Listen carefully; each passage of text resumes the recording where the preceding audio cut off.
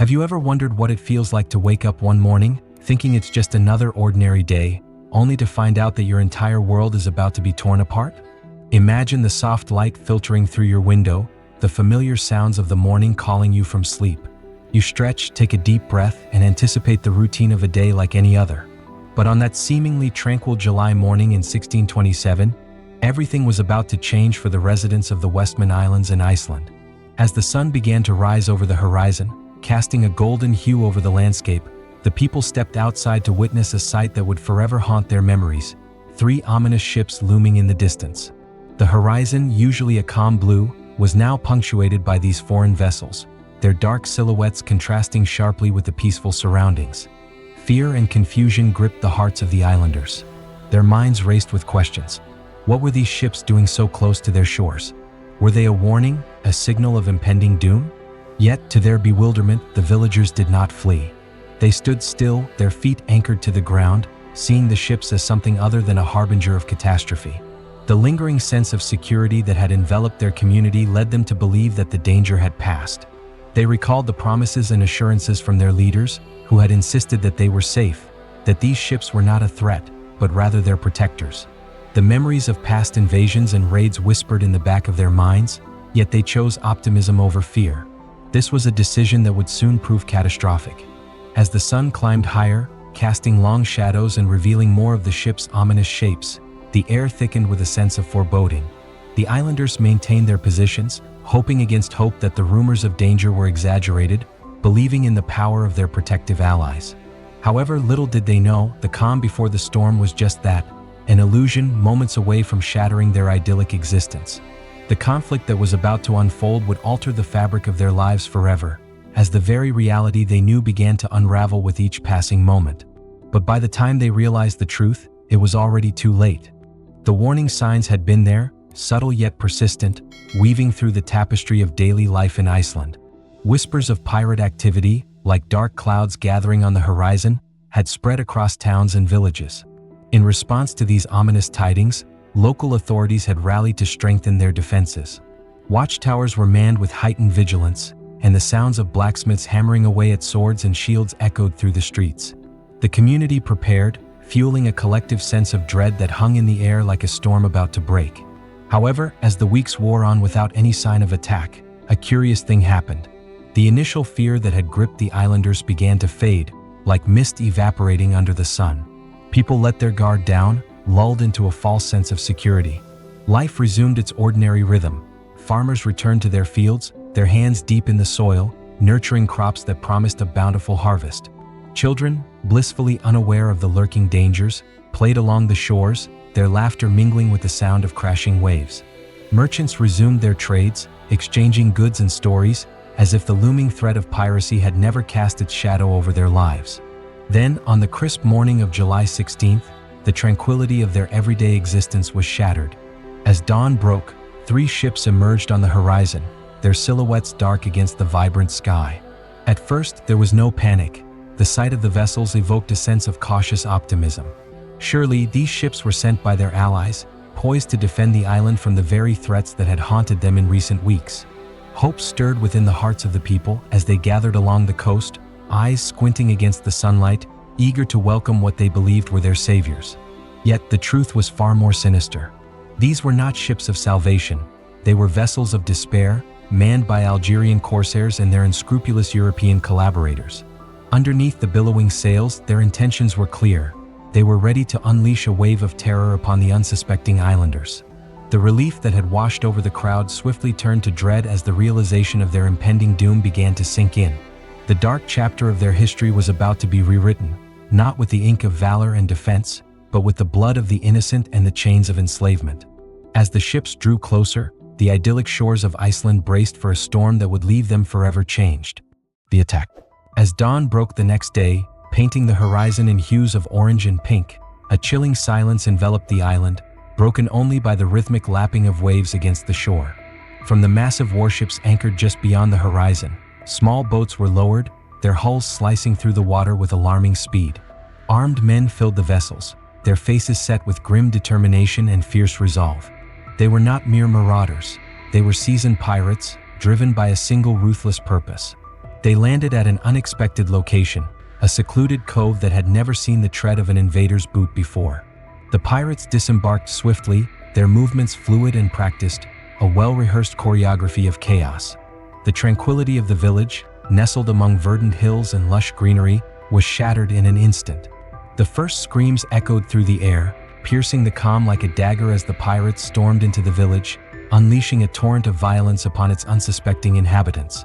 They came like wolves, swift and merciless, eyes glinting with the thrill of the hunt.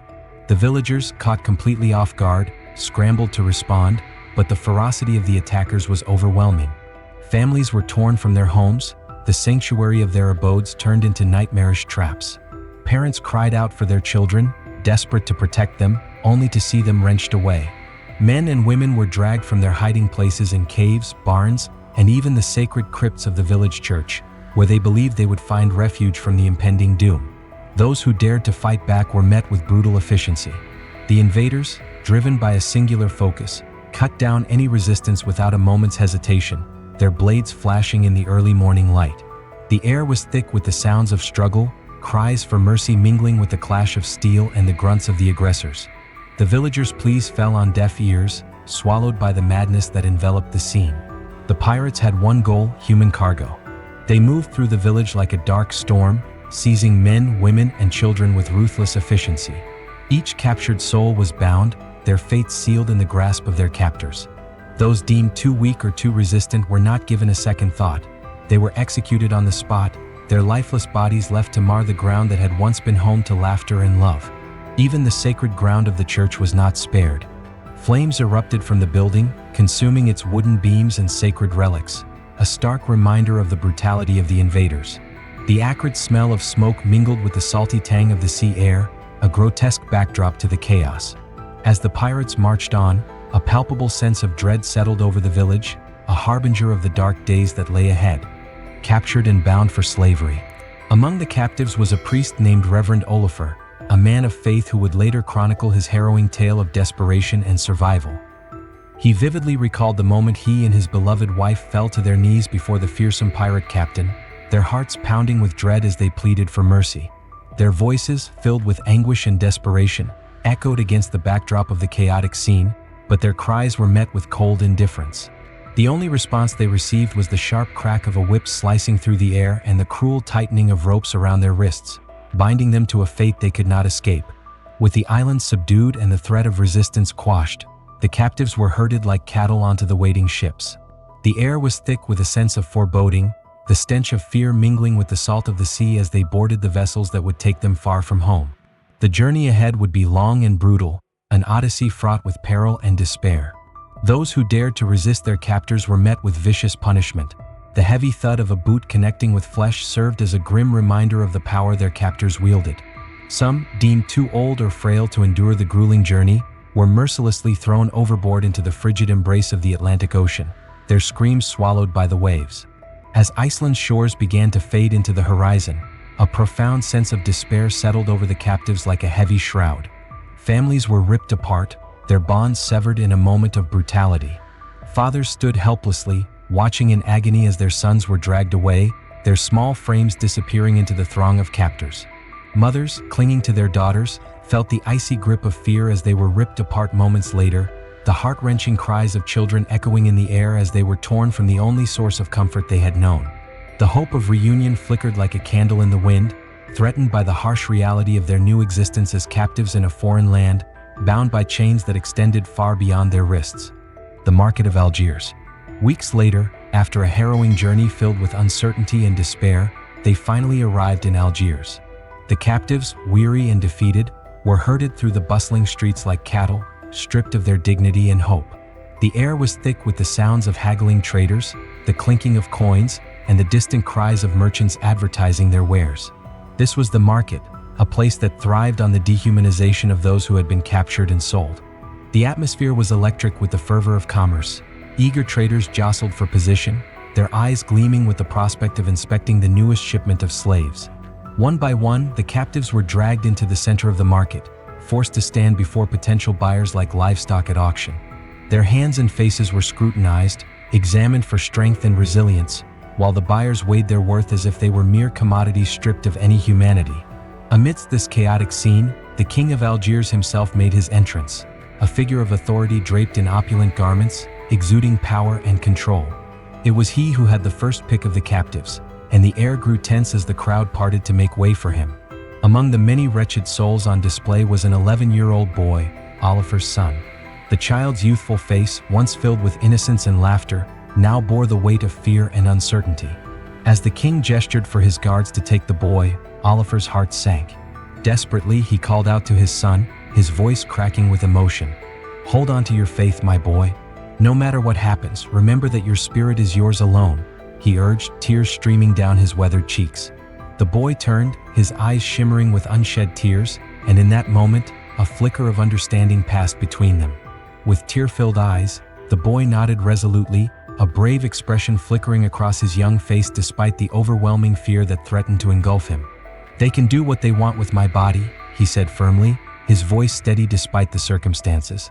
"But my soul belongs to God." It was a declaration of resilience, a testament to the faith that would guide him through whatever trials lay ahead. As the guards led the boy away, the distance between father and son grew, and Oliver felt an unbearable weight settle in his heart. The cacophony of the market faded into a haunting silence for him, and he realized with a deep sense of despair that he would never see his son again. In that moment, amidst the noise and chaos of the slave market, a profound sense of loss took root within him. A loss not only of his child but of hope itself in a world that had become cruel and unforgiving. The raid, which has since been termed the Turkish abductions, represents a dark chapter in Iceland's history, during which more than 400 Icelanders were taken captive and forced into slavery, leaving their homeland behind forever. This tragic event did not merely result in the loss of lives. It marked a profound transformation in the very fabric of the Icelandic community. Families were torn apart, cultural heritage was compromised, and a pervasive sense of fear and vulnerability gripped the islanders. It was a moment when an entire community was engulfed by the relentless tides of fate, a stark reminder of the fragility of peace and security in the face of sudden violence and chaos. The implications of this tragedy were far-reaching, reshaping not only individual lives but also the collective identity of the Icelandic people. The scars of such an ordeal often run deep, affecting generations to come. As a result, the memory of the Turkish abductions has been etched into the national consciousness, serving as both a somber reminder of past atrocities and a cautionary tale about the potential for history to repeat itself. Indeed, history has a tendency to echo through time. Time and again, civilizations rise and fall, and their inhabitants find themselves confronted by forces that are often beyond their comprehension or control. From invasions and plagues to political upheavals and natural disasters, the human experience is fraught with challenges that test our resilience and adaptability. The annals of history are replete with examples of communities that have faced overwhelming odds, and while some have managed to endure and thrive, others have been irreparably altered or lost to the pages of time. As we reflect on the lessons of the past, the pressing question remains: when the next storm arises, will we be ready? Are we equipped to face the uncertainties of the future? And do we have the foresight to learn from the mistakes and tragedies that have preceded us? In an era of rapid change and unpredictable challenges, it is imperative that we cultivate a sense of preparedness, not just as individuals but as a collective society. By acknowledging the shadows of our history and understanding the patterns that have emerged over time, we can strive to build a more resilient and unified community, one that stands ready to confront the inevitable storms that lie ahead. In doing so, we honor those who have suffered before us and ensure that their sacrifices were not in vain.